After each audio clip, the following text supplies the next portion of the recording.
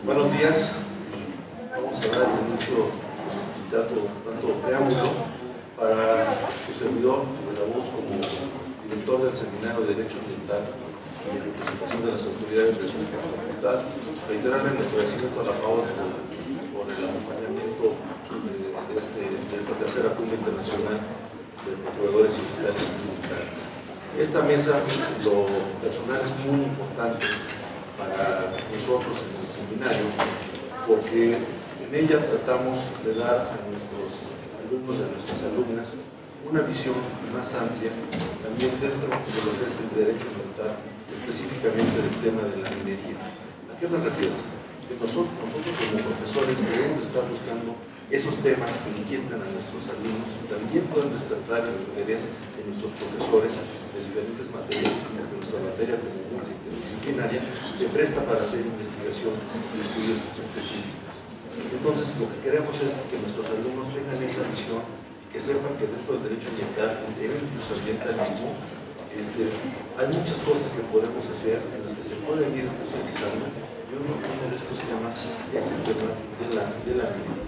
Entonces, hemos hecho esta mesa pensando de la forma en que nosotros podemos interesar a todos los alumnos, las alumnas y a los profesores en este tan bonito tema que está dentro del derecho ambiental. Y también por parte de la Facultad de Derecho, agradecer la presencia de la maestra Julia Carayas, que me honro de haber acompañado en algún momento de mi vida, no tan cerca de ella, pero sí como un colaborador más, y que la recuerdo con mucho cariño y mucha gratitud. Es un honor que nos haya acompañado y había puesto su armamento el día de hoy. Muchas gracias.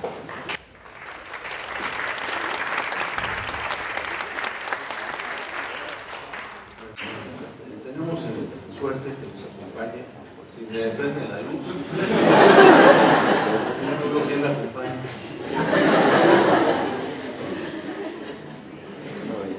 La luz.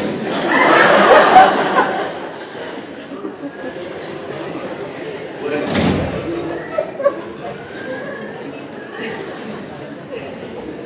Gracias.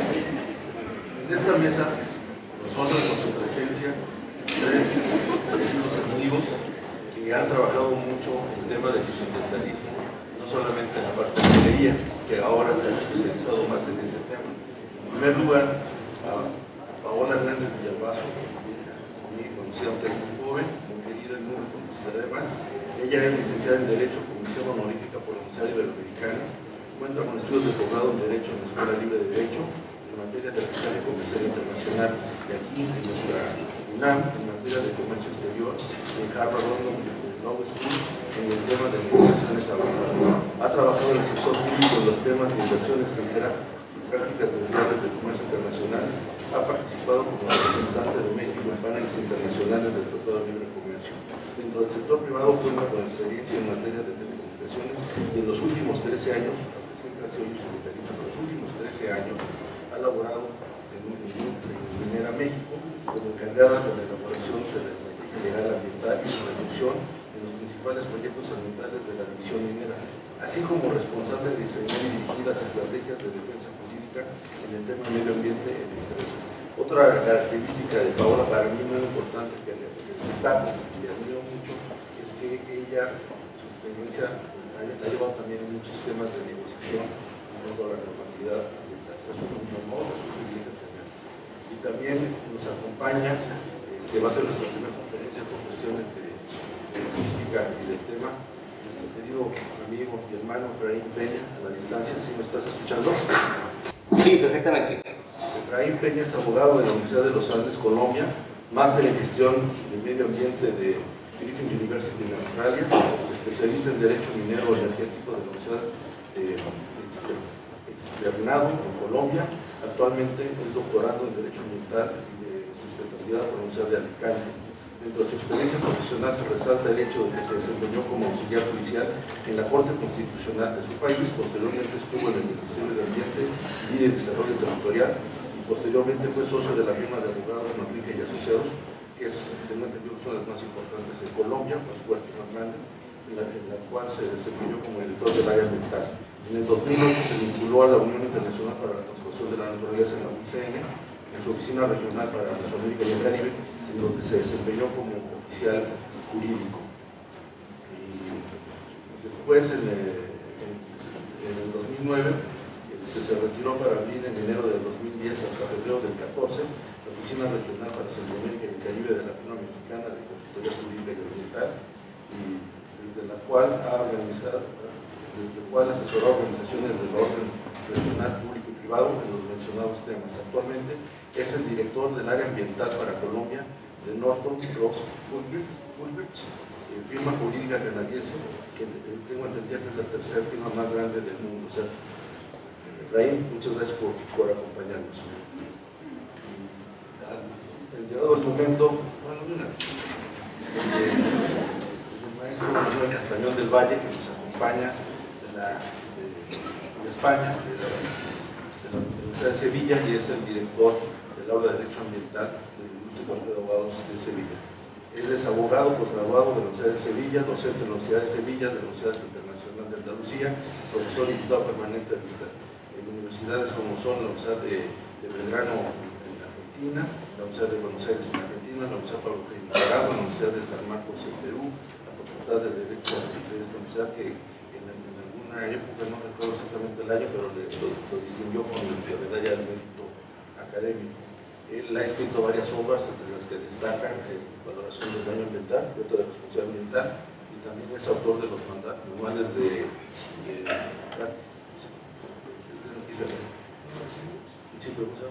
manuales de buena práctica en diferentes materias para España. Bueno, sin más preámbulo, vamos a dar inicio, si me permite, por favor, que sea primero Efraín, por la cuestión de esta administración. Efraín, si nos haces el favor, muchas gracias. Bueno, primero que todo, muy buenos días y muchas gracias sobre todo al maestro Aquilino por tenerme en cuenta para este panel, y también al maestro Cancino por también haberme tenido presente para tan importante evento. La idea, y bueno, primero que todo también me disculpo por no haber podido asistir, pero lamentablemente tuve un colapso de agendas que me impidieron viajar y tuve que cancelar el viaje, lo cual para mí no es tan interesante, teniendo en cuenta lo mucho que me gusta ir a la Ciudad de México y pasar tiempo allá. Pero bueno, ya será en otra ocasión y esperemos que sea muy pronto.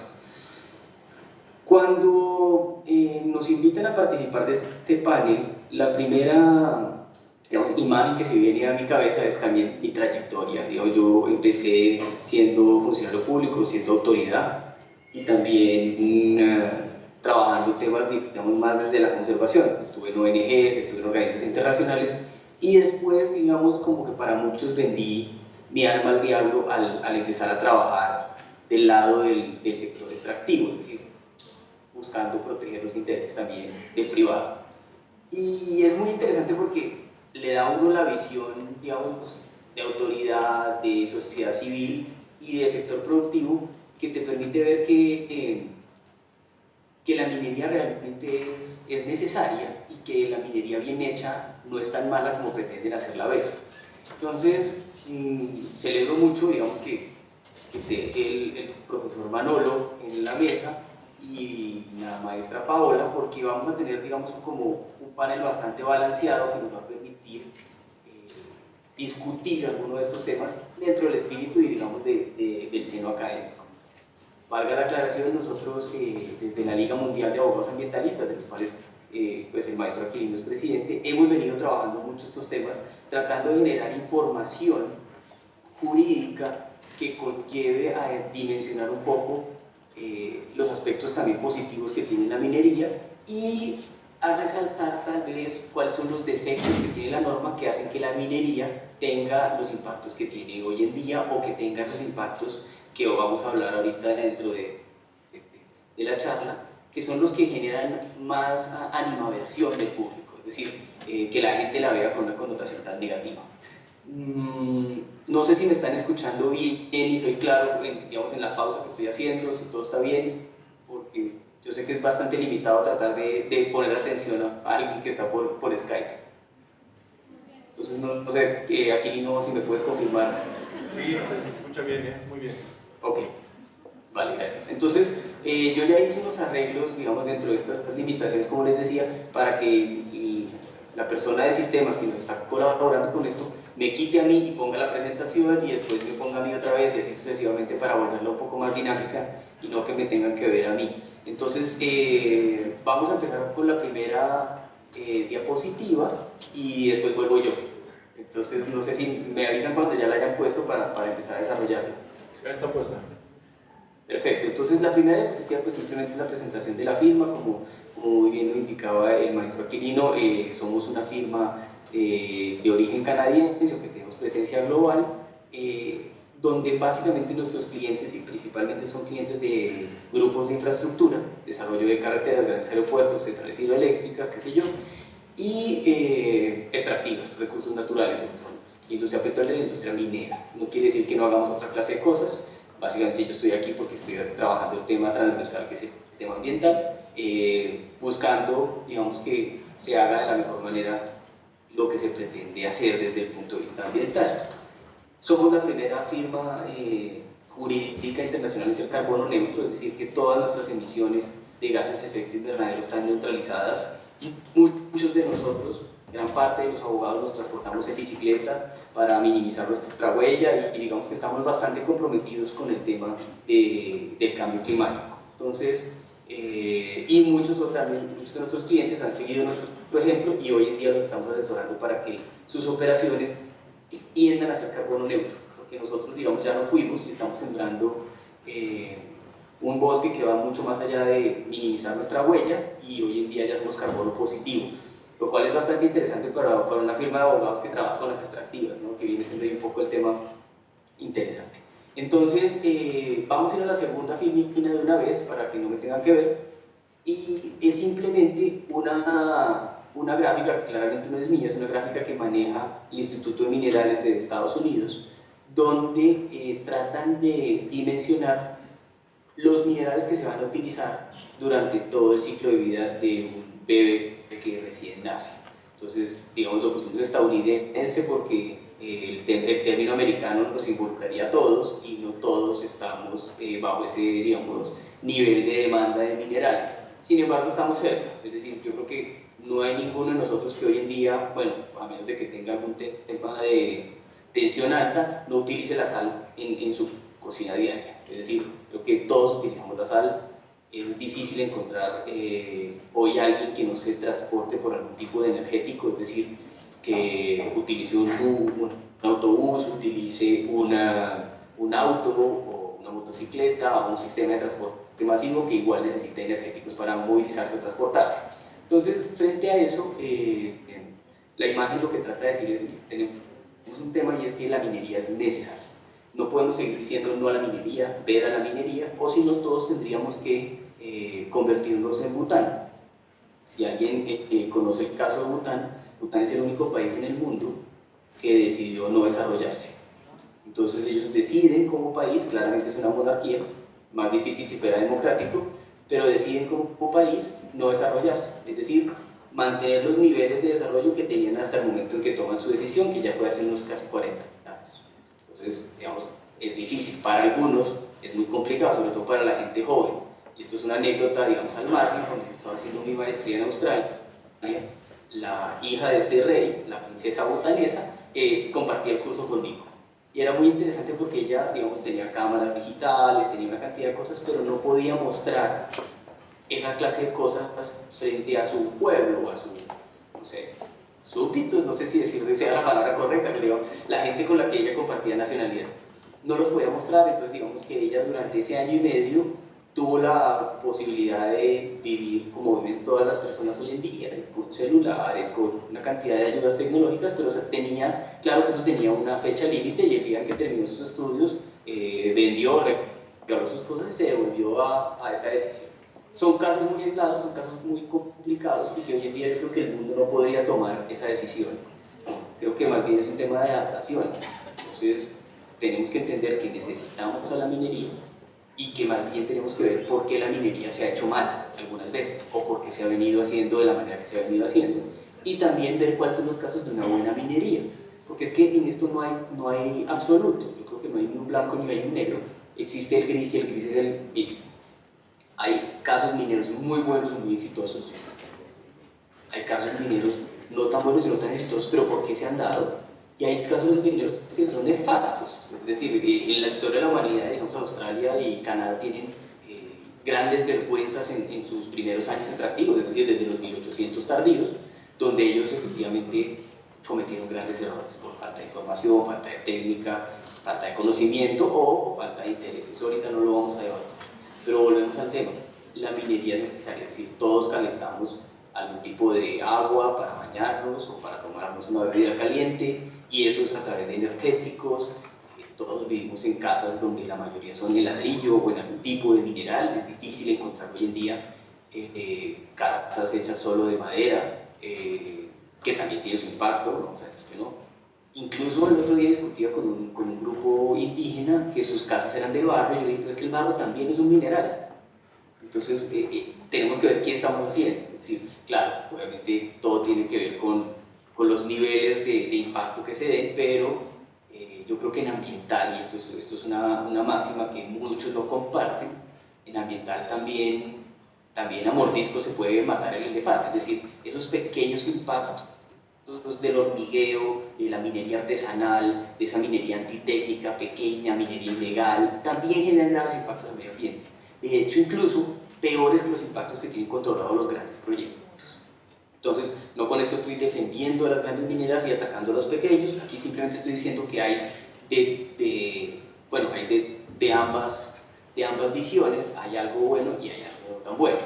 Entonces, finalmente, y para concluir esta filmina y volver a mi cara, quisiera decirles que efectivamente es importante que ambientemos la necesidad de la minería.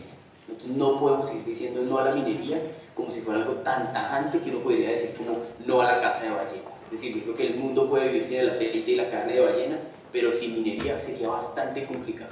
Y no tendríamos por qué, porque es decir, vuelvo a lo mismo, todos utilizamos las carreteras, todos utilizamos las infraestructuras, utilizamos una cantidad de cosas que necesitan de la minería, los computadores, los celulares. Es decir, hoy en día la vida casi que converge en una sola cosa, y es la necesidad sobre los minerales. Entonces no podemos entrar a atacar la minería de frente sin entender por qué se está haciendo bien y por qué no se está haciendo tan bien. Es decir, eso es lo que hay que reflexionar. Entonces, si me regalan mi cara otra vez a la pantalla, les voy a contar qué es lo que yo pienso de por qué se hace tan mal.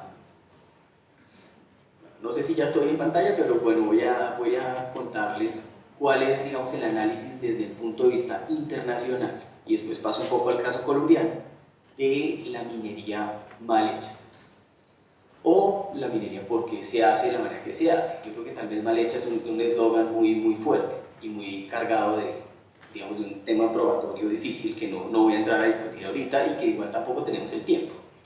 Esto, cuando quieran y en mi próxima visita nos podemos ir a tomar unos tequilas o unos cafés de olla y discutimos si eso está bien o no está mal, pero digamos que para circunscribirlo en algo, a mí el problema principalmente de la minería es que se han entendido mal las etapas del ciclo minero. Es decir, nosotros empezamos, y digamos, esto voy a hacerlo más o menos en el ciclo suramericano, que chileno, peruano, el colombiano, que digamos los países andinos tienen algún tipo de vocación minera, por así decirlo. Empiezan, digamos, con la exploración, es la primera etapa del ciclo. Exploración, donde miran a ver si hay algún tipo de mineral, dicen, ok, en este sitio hay algo interesante, lo explotas, la segunda etapa, la explotación, y después vendría el cierre y el abandono.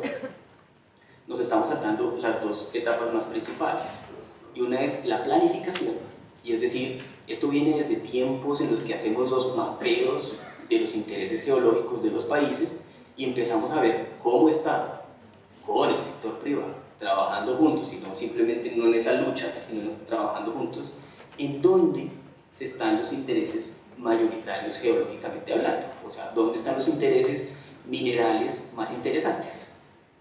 ¿Qué pasa? Eso nunca se hace. Simplemente, por ejemplo, en el caso colombiano, se mapea todo el país, reservas naturales, reservas de la sociedad civil, comunidades indígenas, todo se mapea y todo tiene interés geológico, y se empieza a titular. Y vienen los privados y simplemente aplican por los títulos donde le dicen que hay algún interés geológico y empiezan a hacer sus actividades. Eso que genera toda clase de problemas, porque muchas veces se encuentran que les dieron un título en un área de reserva forestal, en un área de reserva, digamos, de un parque nacional natural en una comunidad donde habita una comunidad indígena o afrodescendiente, y empiezan los problemas sociales y ambientales. Entonces, desde la planificación de los proyectos mineros estamos mal. Estamos mal porque los concebimos donde no debe ser. Segundo, para eso hay una herramienta, para esa planificación, para tomar esa decisión de sí o no de explotar o no explotar ese proyecto, se hace bajo una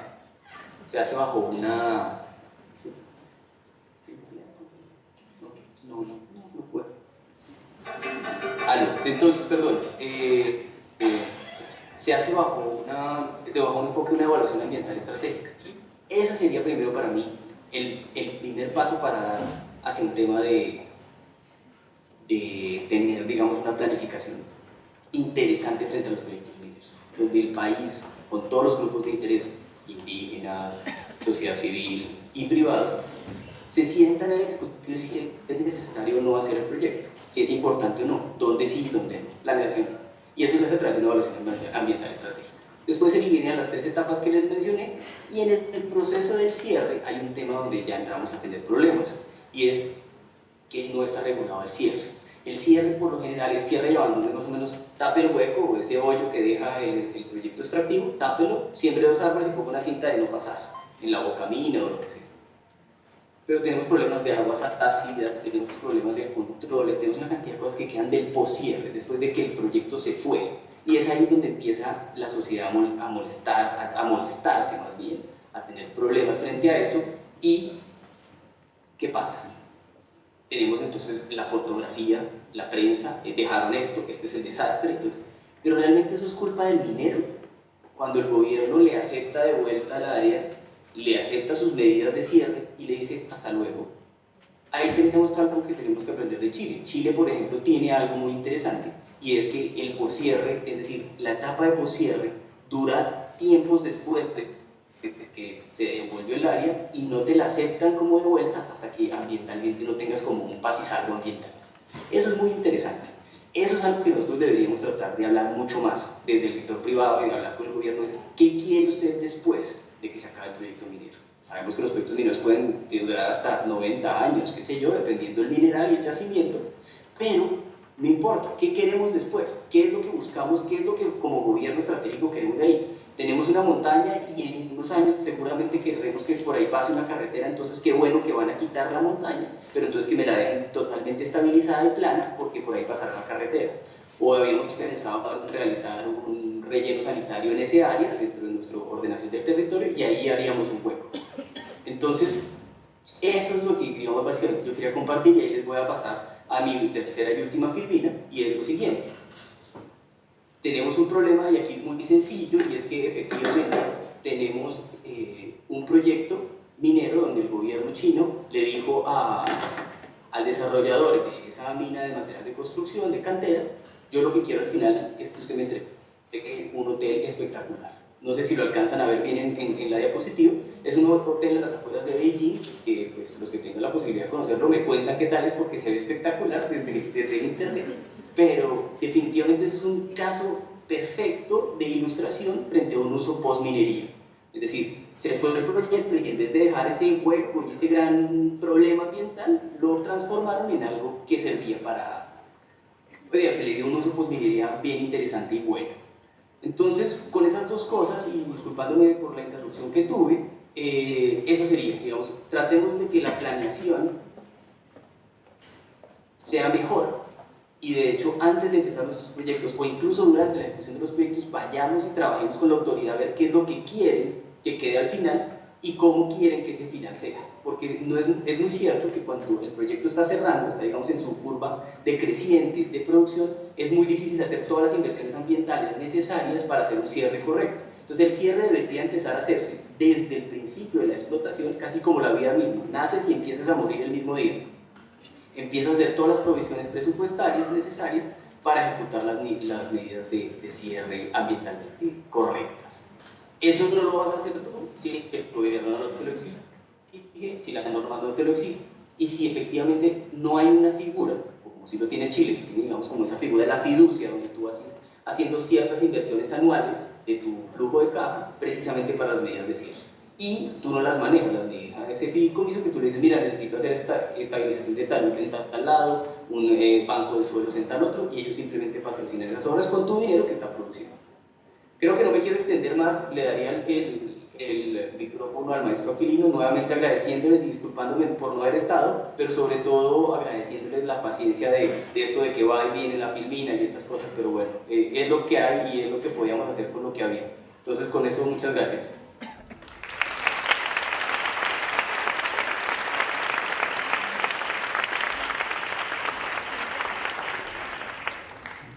Muchas gracias, Efraín. No sé si tú nos ves a nosotros. Sí, los veo desde la cabina. ¿Y nos escuchas bien también? Perfectamente. Bueno, pues te invitamos a que te quedes con nosotros si tu tiempo lo permite. Vamos a dar paso a la ponencia de la maestra Paola Hernández Villalbazo.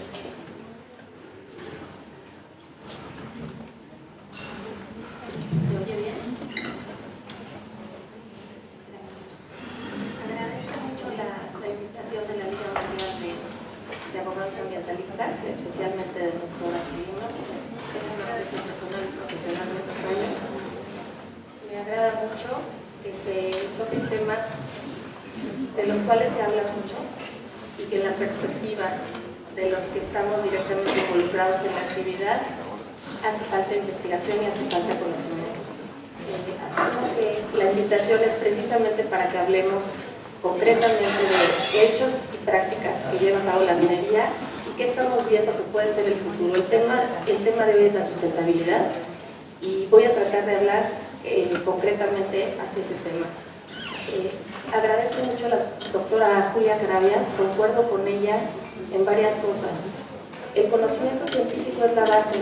Soy abogada y sin embargo tengo 13 años trabajando con ingenieros y científicos.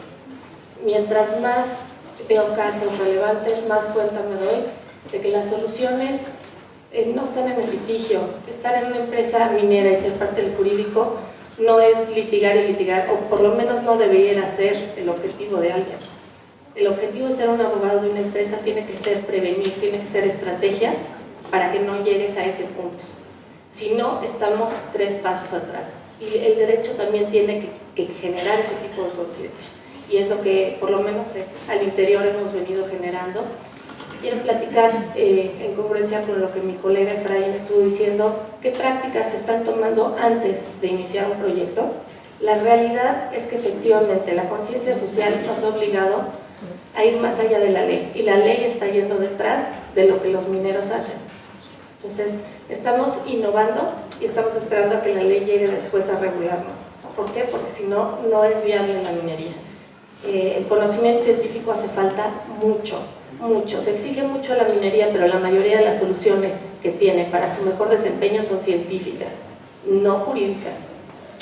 Y lo puedo decir porque ustedes vean los litigios y ya estamos entrando al fondo, ya no nos quedamos en la forma, porque no tiene caso. Los ministros ya están entrando al tema y están dándose cuenta y todos queremos las soluciones de fondo. Y las soluciones de fondo vienen con las provisiones técnicas, en las normas oficiales mexicanas y en el conocimiento científico. Empezaré dando entonces inicio a la conferencia y es empezar con esto. En toda actividad minera, el conocimiento de un proyecto previo a su adquisición es lo más importante. Sin una planeación específica para la minería ya no son viables los proyectos. El conocimiento tradicional no es suficiente. Los temas relevantes, bueno, pues hay temas que voy a tocar y son los que un proyecto minero antes de hacerse debe de contemplar.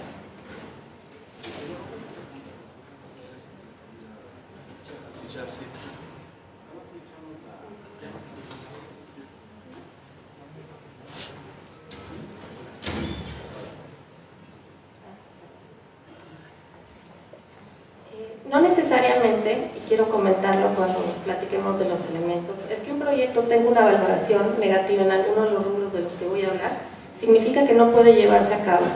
Lo que significa es que va a requerir más trabajo, de todo tipo, científico, en análisis jurídico, en trabajo social. Todo tiene un área de oportunidad siempre y cuando entremos al fondo de estos asuntos. No quiero dejar de lado un concepto que para mí es muy relevante en estos temas, y es el desarrollo sostenible. Algunos sectores conservacionistas han puesto el tema de la minería como un ultimátum: o hay minería o hay conservación o desarrollo sostenible. Este es un tema que especialmente a mí me inquieta, porque siempre nos preguntamos si es legítima esa preocupación, y siempre tenemos que estar de la mano de los científicos viendo hacia dónde o de dónde viene, y mucho de lo que voy a platicar es hacia allá. Me preocupa más el que la calidad de los trabajos y las publicaciones no tengan un fondo. Repiten notas de periódico, y los que conocemos la actividad nos damos cuenta que no están tocando temas o que son acordes con la legislación o que son acordes con la realidad. Necesitamos más gente que se involucre a fondo en el conocimiento de los temas, y eso no es repetir notas de prensa, es estudiar los documentos, ver las muestras, las tomas de muestras, los análisis que dan los resultados e interpretarlos. La interpretación del tema ambiental va más allá de la lectura de una nota de prensa, va de la interpretación de los resultados técnicos. Desde mi punto de vista, para generar cambios positivos en la minería, esto es lo que falta: críticas serias, críticas de fondo. Es una actividad necesaria para el hombre. Ya no voy a adentrarme en lo que había comentado, porque Efraín muy correctamente lo dijo. Simple y sencillamente, los conductores de electricidad, la mayoría son de cobre. Todos tenemos un teléfono, todos tenemos gas en nuestras casas. Quiero ver quién va a dejar de usar su computadora actualmente. Es indispensable, por lo menos hasta el día de hoy, por lo menos con la tecnología que tenemos, la utilización de los minerales y de los metales es muy relevante. Entonces, el tema es: ¿debe haber minería o no debe haber minería? Todos la utilizamos. Pasemos entonces a qué está pasando en la minería y cómo lo podemos hacer mejor. Y eso es lo que yo quisiera plantear aquí. Quiero señalar que hay experiencias, y Efraín también lo comentó, de algunos países que ya prohibieron la minería, como Grecia, Alemania y la República Checa. ¿Qué es lo que pasó? Llegó la minería ilegal. La minería va a estar. La minería ilegal hace mucho más daño, tanto a la economía como al ecosistema. Entonces, hay que enfocarnos en la parte de cómo hacerse, si es que es una necesidad. El único reto lógico para mí, entonces, es entender la actividad e impulsar el conocimiento científico, y el jurídico tiene que ir de la mano de ellos. Empezaré entonces con la parte de desarrollo sustentable. Ustedes saben que en el informe Brundtland se menciona cómo utilizar los recursos de manera tal que puedan seguir haciéndolo las futuras generaciones. Nuestra Constitución, en el artículo 25, contempla la forma como se adopta esto a través de un desarrollo integral y sustentable. Por su parte, la LGEPA, en el artículo 3, fracción 11avo, lo refiere como un proceso evaluable mediante criterios e indicadores de carácter ambiental, económico y social para mejorar la calidad de vida y la productividad de las personas, fundada en medidas apropiadas de preservación, equilibrio ecológico, protección del ambiente y aprovechamiento de recursos naturales, de manera que no se comprometa la satisfacción de las necesidades futuras. Es decir, ahí es donde está contenido en nuestro derecho este concepto. Ahora, de estos ordenamientos se desprenden tres principios rectores. Uno, la obligación, necesidad de preservar los recursos naturales para las futuras generaciones. Dos, la intención de explotar los recursos de forma sostenible, prudente, racional y apropiada. Y tres, el que las consideraciones ambientales se encuentren integradas como parte de un proyecto. Tienen que estar ahí. En el caso de la minería, existen muchísimos instrumentos de gestión ambiental. A mí me sorprende la cantidad de notas que hablan de que no existe un marco jurídico, que hace falta normas, que hace falta leyes, que hace falta... y que la minería puede llegar y hacer todo tipo de cosas. Yo no quiero decir que es suficiente o no, lo que quiero decir es las que existen, porque entonces ahí está el área de oportunidad, ver qué es lo que nos está faltando de regular y trabajar hacia eso.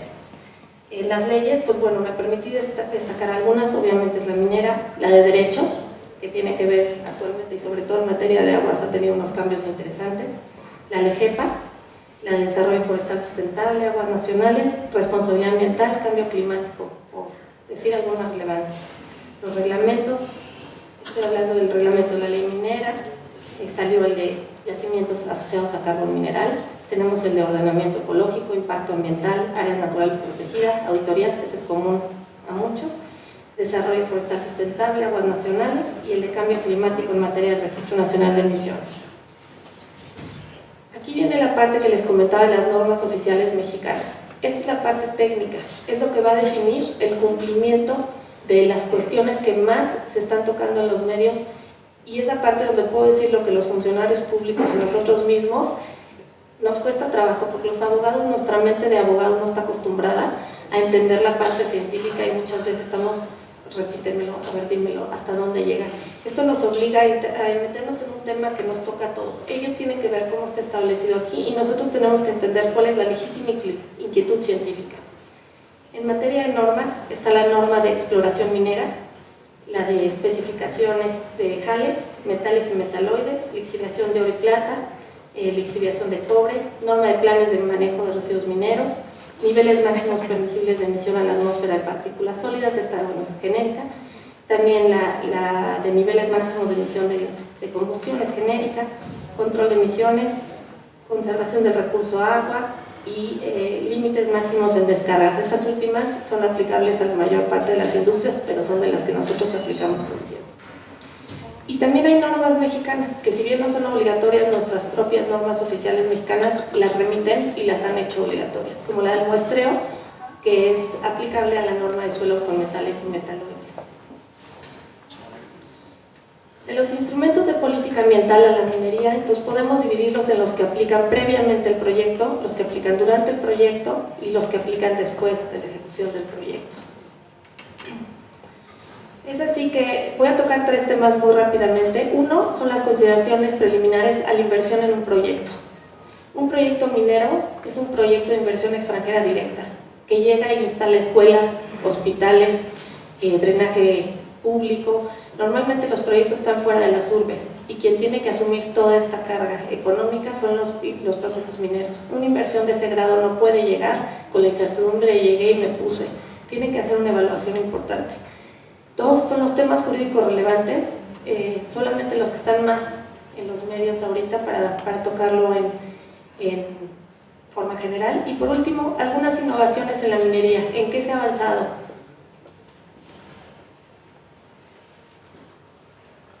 Las consideraciones y acciones preliminares de un proyecto, y quiero empezar con este tema, es la revisión física y documental del predio. ¿Qué significa? Una concesión minera no es nada más el derecho a llegar y ponerse.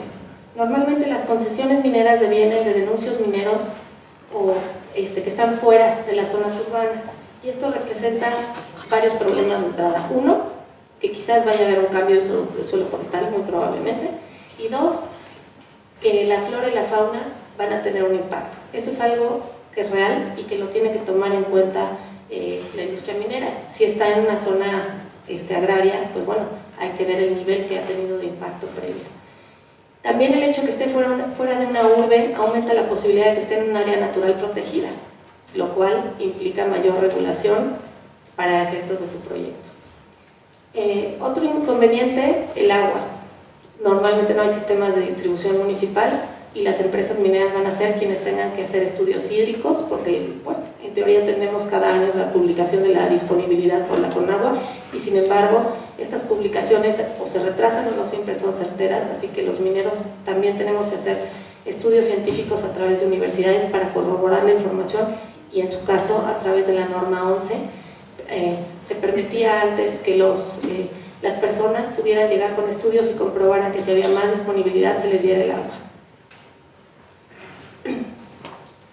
Entonces, regresando, ¿qué tipo de revisión física y documental se tiene que hacer del predio? Del suelo, muestreo superficial y subsuperficial, dentro y fuera del predio. Recordemos la ley de responsabilidad. Ya no se trata nada más de nuestro predio. Si algo sucede, tenemos que regresar al estado base. Y el estado base está fuera de nuestro predio. La minería ya no puede llegar y decir, hice una manifestación de impacto ambiental y bueno, pues lo voy a dejar así. La minería también tiene que tener ya los elementos para comprobar cómo estaba cuando llegó al sitio, dentro y fuera del sitio. Subsuelo, muestreo superficial y subsuperficial. Sedimentos, en dónde termina el suelo y dónde empiezan los sedimentos de un río.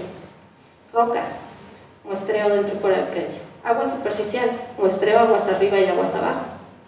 Agua subterránea, muestra aguas arriba y aguas abajo. Estudio hídrico de la zona, ya lo comenté, estudio técnico y documental de la biota. ¿Cómo estaba la biota antes de que llegara el proyecto? Efectivamente, la biota ha venido teniendo impacto de otro tipo de actividades. Nosotros tenemos que tener la capacidad de documentar qué pasa con la biota, si tiene un proceso de degradación a través de la minería o no.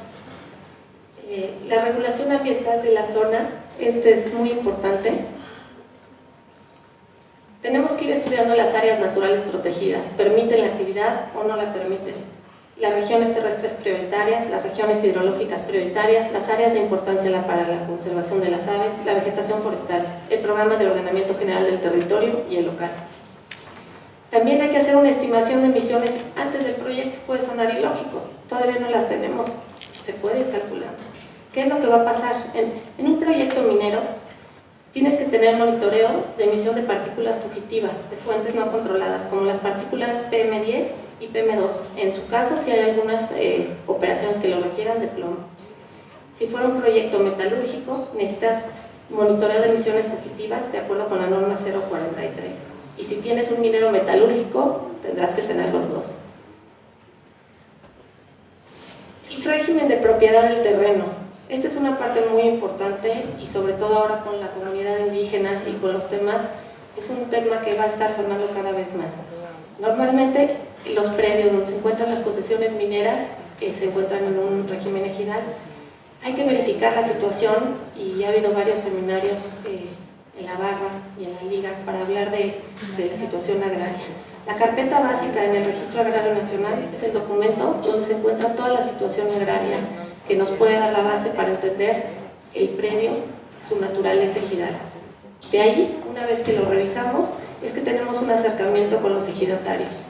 Este acercamiento es para revisar el título parcelario y para explorar la posibilidad de llegar a un acuerdo. Estos acuerdos normalmente son a través de convenios de ocupación temporal o contratos de compraventa previa desincorporación del predio ejidal. El tema de prelación de derechos es muy importante, lo mencionó, quiero pensarlo así, la doctora un poco indirectamente. Ahora con las reformas de la ley de hidrocarburos vamos a tener que convivir en una forma todavía no muy clara, porque la ley minera anterior establecía la prelación del derecho minero a través de la concesión. Sin embargo, a través de la nueva legislación, esta prelación queda sujeto a que no haya, dice, la actividad de exploración y extracción del petróleo y hidrocarburos, así como servicio público de transmisión y distribución de energía eléctrica. ¿Qué va a suceder en estos casos? Si existe una concesión minera, tenemos que someternos a un estudio de factibilidad que va a llevar a cabo la Secretaría de Economía para ver si es posible que convivan estas actividades. Yo me pregunto, ¿habrá un instrumento ambiental que vea qué va a pasar si conviven las dos al mismo tiempo? Me imagino que eso no se ha pensado todavía, que está en el marco meramente de la actividad. Y ellos nos van a decir, en el marco por lo menos de económico o social, qué va a pasar con esta convivencia y las reglas. No están escritas, entonces tenemos la incertidumbre total de la forma como se va a llevar a cabo esta prelación de derecho y la convivencia, si es que sale. Hay que preguntarse qué va a pasar con la manifestación de impacto ambiental cuando tengas la tuya y además tengas contemplado esto. ¿Cómo vamos a diferenciar los impactos de cada quien, el estado base, y si hay una reparación del daño, hasta cómo se va a llevar a cabo? Estos son temas que van a estar presentes. Otro tema importante es el caso de predios con actividades previas. Algunas veces los predios tuvieron actividad ganadera o tuvieron otra cosa, y cuando llega la minería también tiene que ser capaz de poder decir, y es válido esta actividad o este impacto no se debió a lo que yo hice. Y para esto normalmente las empresas mineras contratan un Phase 1, Phase 2, se llama estudio fase 1, fase 2, que seguían los criterios ASTM, ahí puso del American Society for Testing and Materials. ¿Y qué es lo que involucra un estudio del sitio? La fase 1 obviamente es una fase más general, documental. La fase 2 es una fase de muestreo para poder determinar si hay contaminación y específicamente cómo está el sitio y si existe un daño previo. Y no más importante, el tema social. El tema social es un tema que tiene que estar necesariamente previo a un proyecto. Ya no podemos esperar a que nos peguen los periodicazos, porque sí, la conciencia social es necesaria, pero la conciencia social no siempre está documentada. Cualquier ruido mediático ambiental vende, y eso hay que tenerlo claro. Entonces, el análisis social, ¿qué es lo que pasa con un proyecto? Existen ya consultores internacionales que inclusive miden el ruido ambiental, así le llaman. ¿Quiénes son los actores? ¿Quiénes están presentes? ¿Cuáles son las universidades que existen? ¿De qué escriben?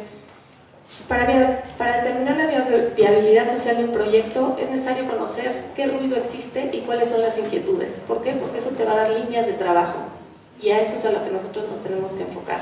Si ya hay un tema de inquietud del agua, entonces tu proyecto debe considerar si vas a meter más plantas de tratamiento o si vas a reusar más. Elaborar una estrategia de responsabilidad social tiene que estar diseñada ad hoc al sitio, y eso hay que tomar en cuenta no solo tus indicadores científicos, sino también el ruido social. Muy rápidamente voy a mencionar los temas relevantes en la minería que actualmente están creando un poco de ruido, pero creo que es importante tomarlos. La exploración y la explotación, como bien lo dijo Efraín, son muy diferentes. La exploración es simplemente el conocimiento de lo que existe de mineral. No es una actividad que tenga un impacto ambiental que requiera una atención mayor.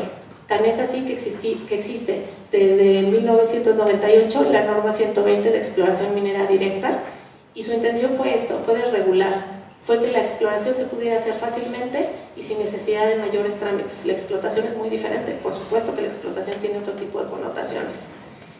Sin embargo, y aquí hay algo interesante, con el cambio de la ley minera, ahora solo hay un solo tipo de concesiones. Antes teníamos las de exploración y las de explotación, y ahora solo tenemos concesiones mineras. Entonces, ¿qué es lo que pasa? Se da la falsa apreciación de que todo va a ser explotación. Entonces, desde que llega un proyecto, se pone un boicot a hacer hasta el conocimiento de la beta. Muchas veces, y lo debo decir así, porque he visto infinidad de proyectos que no se llevan a cabo, desde la exploración minera misma se da uno cuenta que la vida útil del proyecto no vale la pena, ni la inversión, ni el tiempo, y se dejan. Es muy importante conocer el proyecto, y la exploración va a ser el único parámetro que nos va a dar esto. Si no se permite llevarla a cabo, entonces se está haciendo perder tiempo, recursos, autoridades a personas. La exploración minera debe diferenciarse en lo ambiental y debe permitirse para que las mismas empresas determinen la viabilidad o no de un proyecto. Es muy diferente de la explotación. Las áreas naturales protegidas. Para la existencia de la actividad minera en un área natural protegida, se requiere que esté permitida desde la declaratoria de área natural protegida, que se encuentre en una zona de amortiguamiento, en zonas núcleo no se puede, y en uso de aprovechamiento especial, que es la que permite la explotación. Por último, que el programa de manejo contemple adecuadamente la actividad y que las reglas administrativas no impidan su desarrollo. Aquí lo importante es saber, y la pregunta es, ¿tenemos acceso? ¿Y qué tipo de acceso tenemos la gente que se dedica a las actividades, a estos programas, a la participación? Yo les puedo decir que los estudios técnicos justificativos normalmente no son puestos a disposición hasta que se publican. No existen muchos mecanismos para que nosotros participemos. De hecho, la Secretaría de Economía es la que nos pide que participemos. Muchas veces emiten estos estudios previos sin haber consultado con la Secretaría si existen denuncios mineros. Y de entrada no se considera que la actividad y la vocación del suelo puede ser minera. Entonces, la misma Secretaría se acerca y dice, oye, es que no están contemplando que tengo tantas otorgamiento de concesiones, y vamos contracorriente, vamos para atrás. Ahora hemos visto últimamente muchas declaratorias que de entrada prohíben la minería. No establecen ni qué, ni cómo, ni bajo qué supuestos. Simplemente es una prohibición. ¿Qué es lo que pasa? Que los sectores productivos, los habitantes son los que están, y ese ruido no se oye, pero existe. Hay habitantes que nos mandan cartas y nos dicen, yo sí quiero minería, yo quiero que mi hijo tenga una escuela, yo quiero que la productividad, no hay trabajo, hay hambre, no queremos que esté los ilícitos del narcotráfico aquí. También nos piden a nosotros estar. La participación de la sociedad, bueno, pues es muy importante. En el estudio de impacto ambiental, el tema de consulta pública, pues es en materia ambiental relacionado con el proyecto. Y sin embargo, ahora el tema social es un tema que está ahí. El tema indígena se está manejando en consultas que todavía son muy ambiguas, no quisiera hablar porque están preparando la tarjeta roja. Pero hace falta trabajar más en el tema de consultas, hace falta preparar el tema de mediación. No podemos tener posturas donde solamente sea no la quiero y donde sea todo lo hice bien. Tenemos que aprender a discutir en lo técnico y tenemos que aprender a mediar y a ver si se puede y si se puede, cómo sí se puede. Ese es el diálogo inteligente y razonable para seguir en esto. El tema de lixiviación, bueno, pues es un tema de los innovadores que voy a decir muy rápidamente. Ustedes han oído mucho de la lixiviación con cianuro, que es la de oro. Tenemos la norma de lixiviación de oro y plata y la de cobre. En cianuro, ¿qué han hecho las empresas que han querido demostrar que van más allá de lo que se escribe o se comenta? Se han inscrito en el Código Internacional para el Manejo del Cianuro, para la fabricación, transporte y uso del cianuro. Establece todo un proceso por el cual se obtiene una certificación. Esto fue creado y auspiciado por una ONG con sede en Washington y tiene auditorías y bueno, pues esta es una cosa innovadora que las empresas responsables están haciendo para atender este tema. En el manejo de residuos mineros, son residuos de alto volumen. Su manejo muchas veces se dice que se pueden hacer cosas que en realidad no resultan viables. Yo quisiera comentar, y este es un tema importante, ¿qué resulta viable para la minería? La optimización del consumo de materias primas, modificación del proceso productivo, y hay que hablarlo así, equipos de proceso y flujos de materiales, buenas prácticas, mejora en procesos operativos, mantenimientos más eficaces, reducción del volumen desde su separación en origen, recuperación y reciclado in situ, estabilización de residuos, confinamiento in situ, favoreciendo en lo posible la estabilización microbiológica y utilización de energías renovables. En la remediación, por último, también se ha avanzado. Aquí el marco jurídico no ayuda mucho para el marco minero. Tenemos el artículo 17 de la ley y tenemos el artículo 34 de su reglamento. Muy ambiguamente solo dice que se pueden disponer in situ, y la norma de planes de manejo, que es a donde nos remite, dice que tienes que tener especificaciones de ingeniería. Les estoy enseñando una foto que creo que mis colegas de España y demás van a poder decir que es una belleza. Yo así lo aprecio. Es un confinamiento en formación geológica estable de residuos, que adentro del mismo está teniendo un tratamiento y le quita la peligrosidad. Esto es interesante. El volumen de estos residuos para irse a RIMSA sería imposible. Uno, el mayor peligro que puede haber en esto es el transporte, y es lo que todo el mundo dice, los residuos mineros no deben transportarse, por eso tiene un tratamiento in situ. Y dos, el encapsulamiento, en España le llaman embalses, ha mejorado muchísimo. Estas instalaciones son de lo más avanzado que existe a nivel mundial y han probado que son la mejor forma de disponerse. Obviamente, como manifestamos, la normativa no establece las condiciones para hacerse. Esto han tenido que ser iniciativas de las empresas que se van evaluando caso a caso en Semarnat. Esta es un ejemplo de reforestación de presas de jales. Las empresas mineras más avanzadas han utilizado tecnosoles, que en Europa ya se usan mucho. Estos tecnosoles son un tratamiento a base de una creación de suelos, que científicamente no nos vamos a meter eso, pero se crean suelos ad hoc a través de residuos ya existentes, se meten, y a la vez de que van cambiando la parte química, por ejemplo, el drenaje ácido de minas y todo esto, tratan la parte de minerales, van neutralizando y además han hecho viable la reforestación. Aquí, por ejemplo, les puse la utilización de tecnosoles. Se habla mucho de que la minería, cuando se va a dejar terrenos donde se ve todo muy feo, que se erosiona, nuestra obligación ahí es contener que no haya liberación de partículas, y puede ser a través de la aplicación de aditivos o bien de reforestación. Este es un ejemplo de lo más avanzado ahorita en la tecnología. Y por último, en materia de cambio climático, ¿cuál es el reto real? El reto real es disminuir el consumo de combustibles fósiles, principalmente diésel y el combustóleo, y aumentar la implementación de tecnologías energéticas alternativas, tales como biocombustibles, gas natural, parques eólicos, y en su caso plantas de ciclo combinado que ya no son tan óptimas. Nosotros pensamos que el tema de cambio climático debe estar contenido en una MIA, no debe de estar independiente. Estos parámetros ya deben de ser parte, no de un esfuerzo que venga de otra ley. Hace unos momentos la doctora lo comentaba, que el cambio climático y las leyes tienen un manejo separado que no siempre es bueno. Nosotros consideramos que el cambio climático ya debe de estar contenido en las guías, de la manifestación de impacto ambiental, porque estos elementos tienen que ser parte necesaria de una evaluación. Y bueno, pues ya no tengo mucho tiempo, así que las conclusiones. Gracias, muy amable.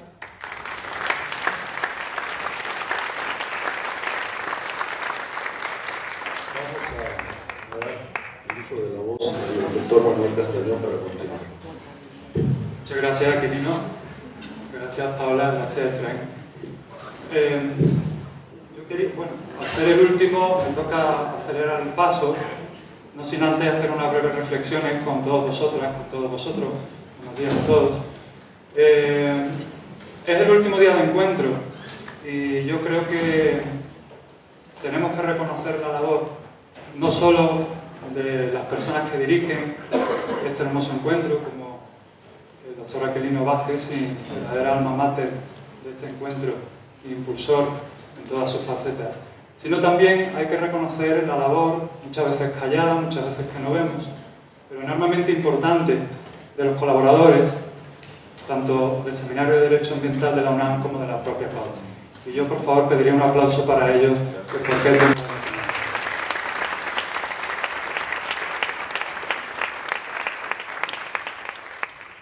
Antes de hacer unas breves reflexiones, el tema de la minería en España, en Andalucía, desde donde yo vengo, es enormemente importante. A través del Colegio de Abogados de Sevilla hemos visto la posibilidad el año que viene de hacer un curso de capacitación en minería y medio ambiente, porque es una situación de prioridad absoluta y de la más alta actualidad ahora mismo en Andalucía. Los ponentes que me han precedido han puesto de relevancia, y eso nadie puede negarlo, la importancia de la actividad minera y de la extracción de minerales para nuestra vida diaria. Eso es una realidad incuestionable. Yo quiero hacer una breve reflexión en torno a esa realidad incuestionable, que puede trascender incluso a otro tipo de actividades, no solo la minera, que conlleva un interés económico, y el interés económico versus el interés ambiental. El interés económico, antes del nacimiento del derecho ambiental, siempre ha sido preeminente y preponderante por razones obvias. Cuando nace el derecho ambiental, las primeras normas de medio ambiente, la tendencia filosófica de los primeros momentos era que el interés ambiental fuera absolutamente prioritario al interés económico. Eso fue una primera etapa del derecho ambiental. Tengo que decir que ya no estamos ahí. Tengo que decir que el derecho ambiental, en su condición ya de madurez, como hablamos en la conferencia inaugural, ha dado un paso más. Ha dado un paso de equilibrio, en muchos aspectos, todavía queda mucho por hacer, entre el interés económico y el interés ambiental. Esto es enormemente importante. No podemos parar el desarrollo económico. No podemos ser a la vez de posiciones extremas que no llevan a ninguna parte, tanto desde un punto de vista de protección ambiental como desde un punto de vista de protección económica. Tenemos que buscar, como todo en la vida, el punto medio. En el punto medio, o neutralidad, o el equilibrio, es donde tiende a desarrollarse ahora sí, contemporáneamente, la actividad minera. En España, en Andalucía, hay una actividad minera muy importante, precisamente porque hay una franja pirítica ibérica ubicada en la península que alberga la mayor cantidad de reservas minerales no férreos del mundo. Es decir, España es una gran productora de mineral, y Andalucía, que es la región desde donde yo vengo, aún más si cabe. Es una actividad enormemente importante, una actividad económica enormemente importante, que se desarrolla a la vez con una normativa ambiental también enormemente importante. Y en ese equilibrio es donde ahora está ubicada los desarrollos de proyectos mineros que están realizándose actualmente y que van en un futuro próximo a empezarse. Proyectos mineros muy importantes en Andalucía, con un claro matiz verde, Es decir, no debemos demonizar la actividad minera. ni cualquier actividad económica. Debemos ser garantes y debemos ser garantes del medio ambiente, pero con un desarrollo económico que es necesario. Y llegar a un punto de equilibrio que es donde creo que debemos de llegar. El derecho ambiental contemporáneo es un derecho ya, como decíamos, maduro y sirve los intereses de la sociedad, pero tiene también que servir los intereses de la economía desde un punto de vista natural, es decir, no debemos de llevarnos las manos a la cabeza cuando pensemos que el derecho ambiental también es un derecho que tiene que salvaguardar a la empresa. Y es un derecho que salvaguarda al ciudadano, a la empresa y a todo el conjunto de la sociedad. Y la empresa también está dentro de la sociedad. Debemos ser responsables y alejarnos de posiciones extremas. La prioridad es la protección ambiental, pero también debemos de tener en cuenta que el desarrollo económico es muy importante también. En España hay una legislación sustantiva de minería que data de los años 70, es una ley preconstitucional que curiosamente no ha sido alterada, y me sonrío porque es una de las pocos bastiones normativos que quedan todavía por tumbar, ¿no? Porque realmente es una ley robusta en tanto en cuanto tiene pues, muchísimos años. Ha habido muchos intentos de cambiarla. El último no fue ni hace ni un año. Ahora estamos, como saben, en periodo electoral y bueno, va a tardar un poco más que haya una nueva normativa sobre minería en España. Este proyecto fue ampliamente denostado por todos los sectores, principalmente por el sector minero, porque implantaba pues, una suerte de obligaciones, desde mi punto de vista, un poco leoninas. Y interpretaba esta ley una nueva fiscalidad, donde actualmente se paga en función del terreno que se ocupa, y creaba un nuevo impuesto sobre el valor de la producción de la extracción de recursos mineros y geológicos. Hay otro punto de esta norma que es que se reducen los plazos de concesión. La ley actual lo fija en 30 años, por los prorrogables 90. Esta nueva ley pretendía reducirlos a 30 años con 2 prórrogas de 10. Un tiempo considerado insuficiente para amortizar las cuantiosas inversiones propias de una actividad minera. También, en caso de que una misma zona pudiera explotar 2 recursos mineros diferentes, el borrador de esta ley establecía que en caso de incompatibilidad prevalecería el que se considerase más importante por parte de la autoridad minera correspondiente. Esta disposición, bajo mi punto de vista, era como un otorgamiento de carta, de carta blanca a la administración, ¿no? Para decidir qué actividad debería hacerse, con independencia de los derechos adquiridos por la explotación existente antes del conflicto, que no obstante podía obtener una indemnización. En todo caso, yo tengo una opinión muy particular de lo que debe ser una gestión ambiental eficiente, integral, de una explotación minera, que os paso a resumir muy brevemente. Las principales acciones susceptibles de causar impacto en cada una de las fases del proyecto minero se corresponden con los elementos que lo conforman, es decir, con la preparación general del área, con la construcción de infraestructura y edificaciones, con las actividades propias de excavación, con la formación de escombreras y apiles de estériles inertes, con la formación de depósitos de materiales no inertes, con el funcionamiento de la planta de tratamiento del mineral, con la gestión de aguas superficiales y subterráneas, con la rehabilitación del espacio, etcétera, etcétera, etcétera. Fijaros la confluencia de normas ambientales que debemos de tener en cuenta a la hora de realizar un proyecto minero.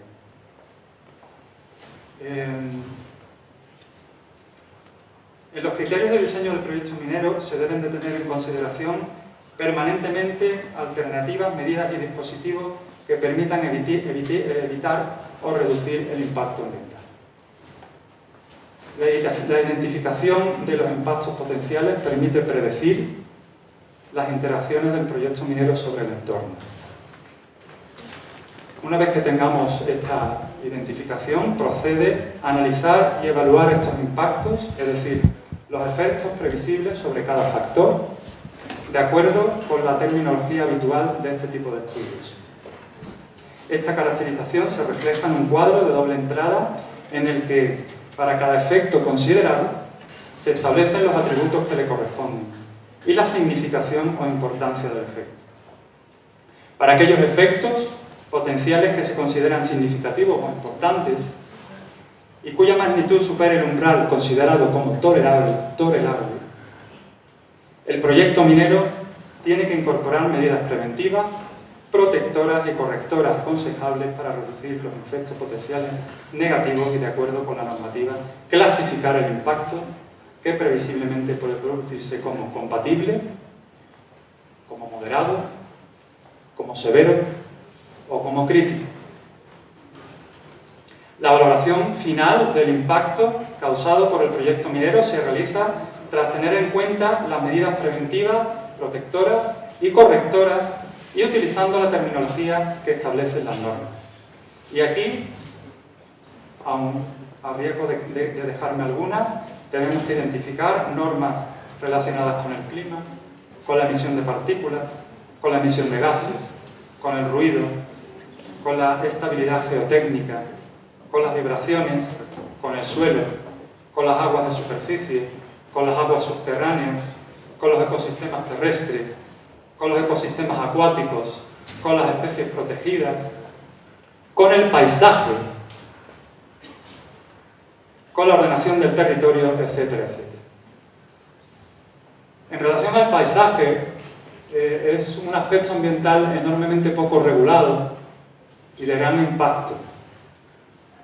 Hasta la Convención Europea del Paisaje de 20 de octubre del año 2000 no había ninguna definición de paisaje que pudiera el legislador asirse a la hora de una eventual protección jurídica de este elemento natural.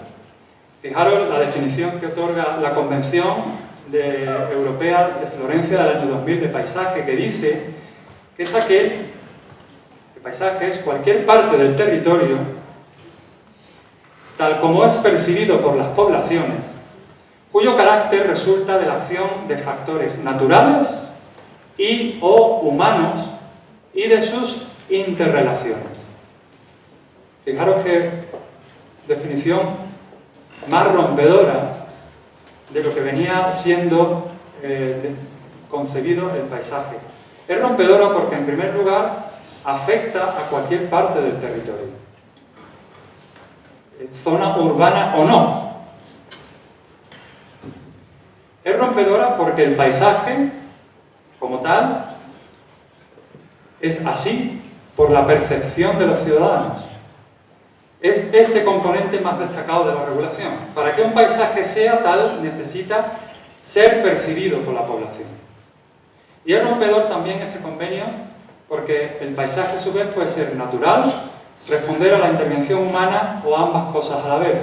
Ya veíamos la restauración de la diapositiva de Efraín, de cómo un paisaje humano también es bello.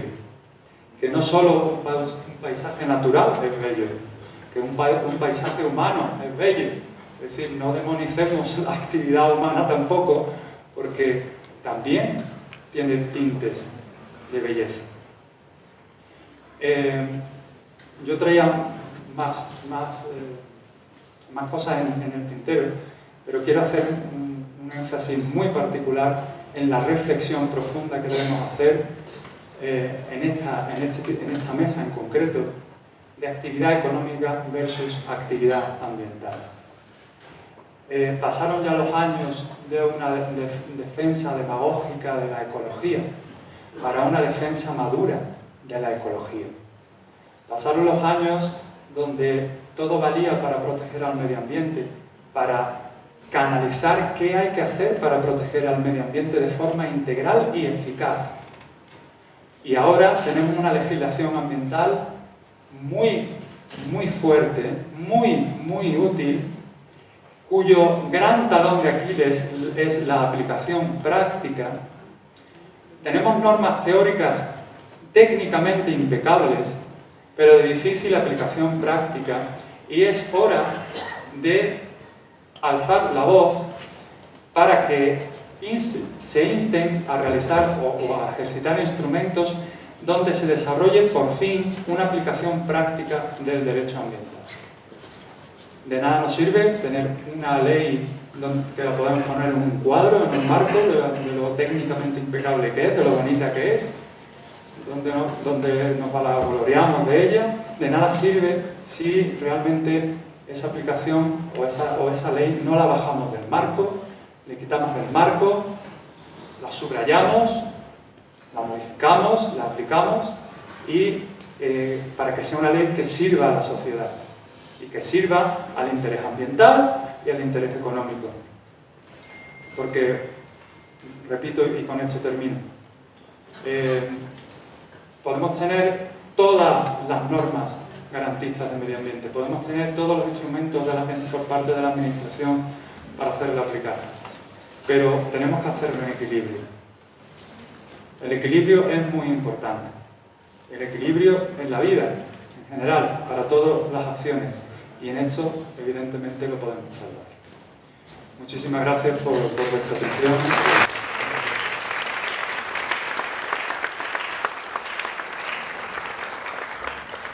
Bueno, vamos muy quemados de tiempo, motivo por el cual vamos a tener que suspender, no sin antes decirles que yo me quedo con todas estas reflexiones, la de Efraín, la de Paola, la de Manuel, y lo que yo les comentaba en un principio, es eso verdaderamente lo que nosotros queremos poder sembrar, infundir y por qué no expandir a otras latitudes con los convenios que tenemos de la facultad a través del Seminario de Derecho Ambiental.